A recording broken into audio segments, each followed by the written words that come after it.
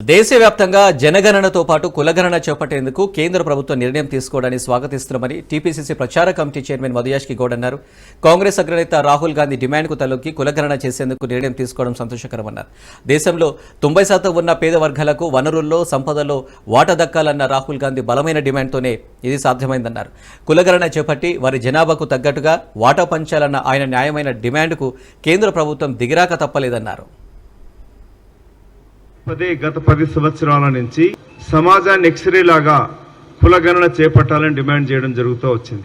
British కాలంలో 1931 తర్వాత కులగణన ఎక్కడ జరగలే. బీహార్ రాష్ట్రం జరిగినా కూడా దాన్ని పటిష్టంగా నిర్వహించలే. మొట్టమొదటిసారి తెలంగాణలో కాంగ్రెస్ పార్టీ ప్రభుత్వం ఎన్నికలలో హామీ ఇచ్చినట్టుగా రాహుల్ గాంధీ గారు ఆలోచన అన్న విధంగా ముఖ్యమంత్రి రేవంత్ రెడ్డి గారు కులగణన చేపట్టి తెలంగాణలో బీసీలకు 42% రిజర్వేషన్ కూడా కల్పించాలని కేంద్ర ప్రభుత్వానికి రిజల్యూషన్ చేసి పంపించడం జరిగినది. ఇవాళ కేంద్ర ప్రభుత్వం నిర్ణయం తీసుకుంటూ రేపు జరగబోయే జనగణనలో కులగణన కూడా చేరుస్తామని చెప్పడం హర్షించదగ్గ విషయం, ఆహ్వానించదగ్గ విషయం.